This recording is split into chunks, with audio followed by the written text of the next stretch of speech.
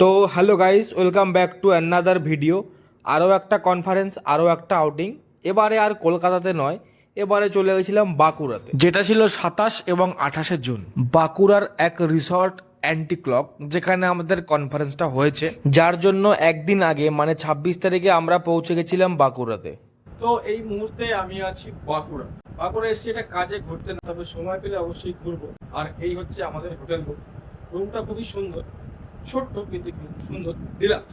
এখানে আজকে আমরা থাকবো, আর কালকে আমাদের কাজ শেষ হয়ে যাওয়ার পর ঘোরার প্ল্যান আছে। যদি ঘুরি তাহলে বাঁকুড়ার কোনো জায়গা ঘোরার আছে, কি কি জায়গা সেটা তো আমাদের ঘুরে দেখাবো। তো স্নান করে ফ্রেশ হয়ে হোটেলের রেস্টুরেন্টে চলে গেলাম খেতে। রেস্টুরেন্টটা বেশ বাঙালিয়ানায় সাজিয়েছে, দেখে খুব ভালো লাগলো। তো থালি চলে এসেছে আমাদের সবার। রয়েছে আলু পটলের তরকারি, সাথে রয়েছে আলু পোস্ত আর এক বাটি ডাল, সাথে আলু ভাজা, চাটনি, পাঁপড় আর একটা বড় গোলাপ জামুন। আর একটা বিশেষত্ব হলো থালা, বাটি, গ্লাস সব কাঁসার। এটা আমার খুব ভালো লেগেছে। তারপরে আর অপেক্ষা কিসের, এক এক করে আলু পটলের তরকারি, আলু পোস্ত, ডাল সব সাবার করলাম। আর সবার শেষে নজরে গেল বড় সাইজের গোলাপ জামুনের দিকে।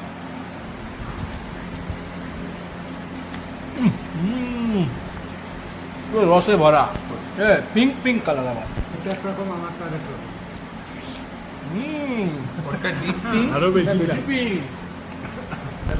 রাশিয়ান কালা জামুন।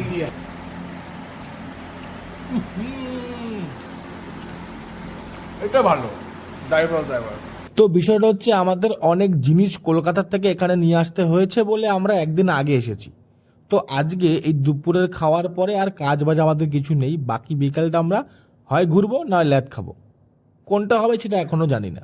তো আগের দিন আর ঘুরতে ঘুরতে যাওয়া হয়নি। পরের দিন সকালবেলা ঘুম থেকে উঠে রেডি ফেডি হয়ে আমরা আমাদের মালপত্র নিয়ে বেরিয়ে পড়লাম। ব্রেকফাস্ট অবশ্য আমরা হোটেল থেকেই খেয়ে বেরিয়েছি, লুচি সবজি। পৌঁছে গেলাম আমাদের গন্তব্য অ্যান্টি ক্লক রিসর্ট। টোটো তো একদম ভিতরে ঢুকিয়ে দিল। এ আবার সেই টোটো নয়, র্যাপিডোতে বুক করা টোটো, তাই হয়তো একদম ডাইরেক্ট ভিতরে ঢুকিয়ে দিয়েছে কোনো বাধা বিপত্তি না মেনে। তো আমাদের মালপত্র যা ছিল সেগুলো নামিয়ে হাতে হাতে ধরে আমরা ঢুকলাম ভিতরে। তো ব্যবস্থাটা হচ্ছে চারদিকে ঘেরাও করে উপরে তাঁবু দিয়ে স্ট্রাকচার করে এসি লাগিয়ে সেখানে কনফারেন্সের ব্যবস্থা করা হয়েছে।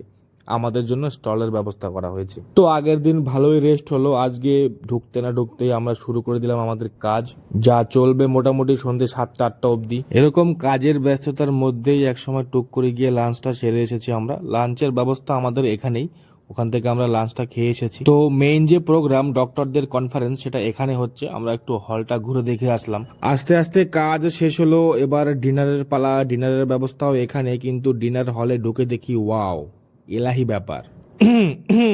তো যাই হোক, মনকে বোঝালাম এদিকে মন দিলে হবে না, খেতে হবে। তো প্লেট নিয়ে নিলাম একদম হালকা হালকা, যাকে বলে ডিনার, সেটা খেলাম। স্যুপ আর একটা ফিশ ফ্রাই আর 2 পিস মানে 2 টুকরো পরোটা, সাথে একটু তরকা ডাল আর সাথে স্যালাড তো আছেই। এটা দিয়েই ডিনার সারলাম। চিকেন ছিল, বাট রাতে আর চিকেন খেলাম না। আর এখানে বসে খাচ্ছি আর সামনে বাউল গানের প্রোগ্রাম হচ্ছে, বাঁকুড়ার লোকসঙ্গীত, যেটা দারুণ ব্যবস্থা আর কি।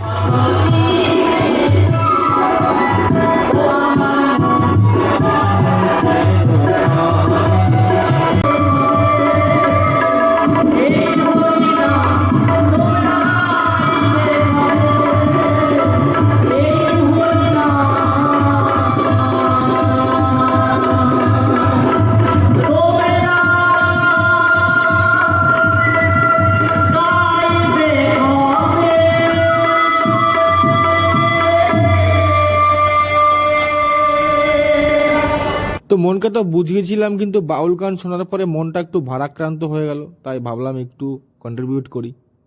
তো বেশি না, অল্প একটু নিয়ে অল্প একটু চেখে দেখলাম যে কি জিনিস, আগে তো কোনোদিন খাইনি, তো চেখে দেখতে হবে। তাই অল্প একটু নিয়ে বসে বসে কোনায় টুকটুক করে খেলাম। ওদিকে তো বাউলরা নিজেদের মতো করে গান গেয়েই যাচ্ছে।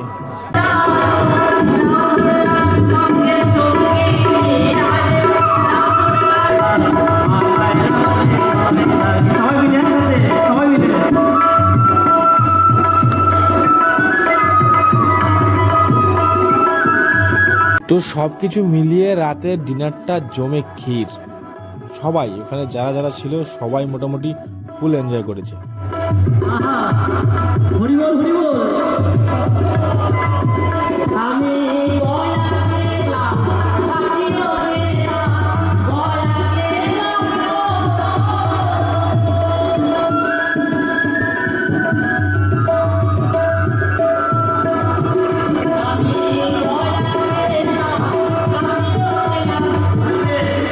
তারপরে আর কি, খাওয়া দাওয়া করে ফুল এনজয়মেন্ট করে সোজা চলে গেলাম হোটেলে। হোটেলে গিয়ে ঘুম। আবার দেখা হবে কালকে, সেম কাজ। Good night. তো গুড মর্নিং গাইজ, আজকে পুরোপুরি রেডি হয়ে চলে যাচ্ছি সেকেন্ড ডে এর কনফারেন্সে। কালকে হাফ ডে ছিল কিন্তু আজকে ফুল ডে, আর যার কারণে এখন কটা বাজে, এখন বাজে হচ্ছে 9:10।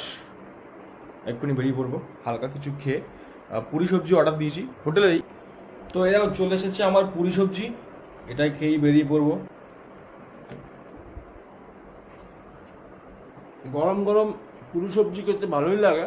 লাঞ্চটা আমাদের ওখানেই হবে, সেই জন্য ব্রেকফাস্ট আমি হোটেল থেকে করে যাচ্ছি। আগের দিন র্যাপিডোতে টোটো বুক করেছিলাম, আজকে আবার র্যাপিডোতে বাইক বুক করলাম, তো দেখি স্কুটি এসছে। যাই হোক, একই ব্যাপার। রিসর্টের মধ্যে আবার ছোট ছোট প্রাইভেট রুম আছে, আলাদা করে কটেজ টাইপের। এখানে এসে কাপলরা সময় কাটাতে পারে, এনজয় করতে পারে। কিছুক্ষণ কাজ বাজ করে চলে গেলাম কফি খেতে। কফি খেয়ে নিজেকে একটু রিফ্রেশ করে নিলাম। রিসর্টের মধ্যে বাচ্চাদের জন্য ব্যবস্থা রয়েছে খেলাধুলা করার জন্য।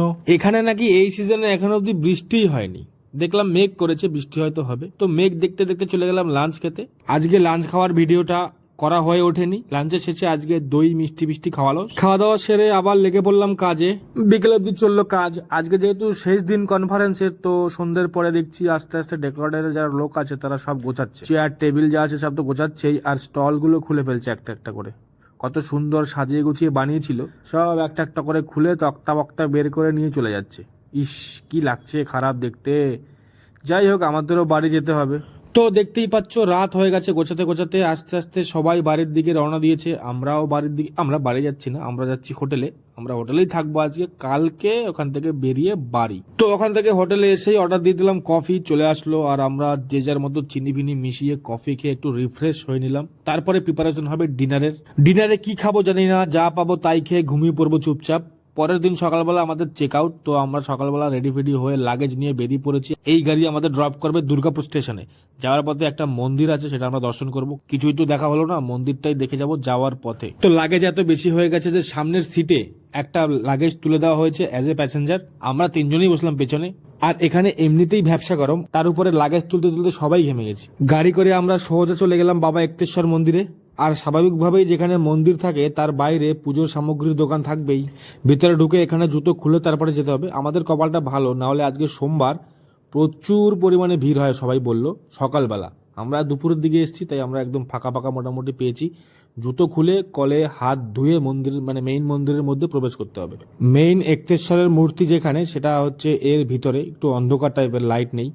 যতটা পারছি দেখাচ্ছি তোমাদের, নিচে অনেকটা নিচে। তারপরে ওখান থেকে গিয়ে একটা গর্ত টাইপের করা আছে, তারও নিচে হচ্ছে যে মূর্তি, মানে শিবলিঙ্গের মতোই শিব মন্দিরই, কিন্তু বাবা এক্তেশ্বর নাম দিয়েছে। স্থানীয় লোককথার অনুসারে মল্লভূম ও সামন্তভূম রাজ্যের মধ্যকার একটি ঐতিহাসিক সীমান্ত বিবাদ ছিল, যেটা সমস্যার সমাধান করতে ভগবান শিব স্বয়ং এখানে এসে ধ্যান করেছিলেন। মানে তাদের মধ্যে মীমাংসা করা, যেটা সীমান্তবর্তী সমস্যা নিয়ে, সেটা তিনি স্বয়ং এসে করেছিলেন।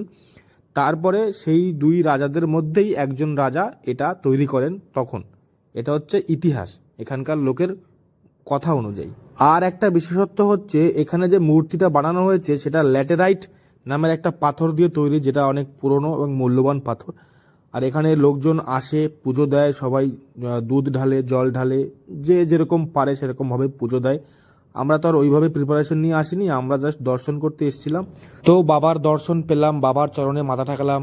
বাবা যেন আমাদের সবাইকে ভালো রাখে, সবার যেন মঙ্গল করে, বাস এইটুকু বলে ওখান থেকে আমরা বেরিয়ে পড়েছি। তাড়াতাড়ি বেরিয়ে যাওয়ার একটা কারণ হচ্ছে ট্রেনের টাইম আমাদের খুব নিকটে। তবে একটা কথা বলতেই হয়, এখানে আসা, এরকম ফাঁকাভাবে বাবার দর্শন পাওয়া, আর যাওয়ার দিনও হলেও দেখা পাওয়া, এটা কিন্তু একটা সৌভাগ্যের ব্যাপার।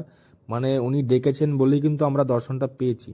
মন্দির থেকে বেরিয়ে আমরা চলে গেলাম মিষ্টির দোকানে। বাঁকুড়ার দুটো ফেমাস মিষ্টি আমরা ট্রাই করলাম, আর একটা প্যাকেটে নিয়েও নিলাম বাড়ির জন্য। তো গাড়িতে উঠে পড়লাম, দুর্গাপুর ব্যারেজের উপর দিয়ে গেলাম।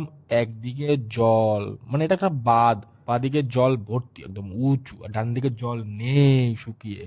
বাদ দিয়ে জলটাকে আটকে রেখে। এরপরে যে আমরা দুর্গাপুর স্টেশনে কি করে পৌঁছেছি তা জানি না। 100 কিলোমিটার বেগে গাড়ি ছুটিয়েছি, মানে আমরা এতটাই লেট হয়ে গেছিলাম, আমরা ভেবেছিলাম এই ট্রেনটা পাবো না, পরের ট্রেনেই আমাদের যেতে হবে। তো যাই হোক, কষ্ট মষ্ট করে কোনোভাবে ট্রেন লেট করেছিল, তাই আমরা পেয়েছি ট্রেনটা। এই যে খাস্তা মুড়ি দেখতে পাচ্ছ, এটাই আমাদের লাঞ্চ। সকাল থেকে দৌড়াদৌড়ি করতে করতে লাঞ্চ আমাদের কপালে জোটেনি। ট্রেনে উঠে কফি নিয়ে নিলাম, কফি আর খাস্তা মুড়ি এটা খেয়ে আমাদের লাঞ্চ সারতে হবে, কারণ বাড়ি ঢুকতে ঢুকতে আমাদের সবারই রাত হয়ে যাবে। তাই ট্রেনে বসে বসে কফির সাথে খাস্তা মুড়ি খাচ্ছি। তারপরে আর কি, ট্রেন থেকে নেমে একটা র্যাপিডো বুক করলাম, র্যাপিডো করে সোজা বাড়ি।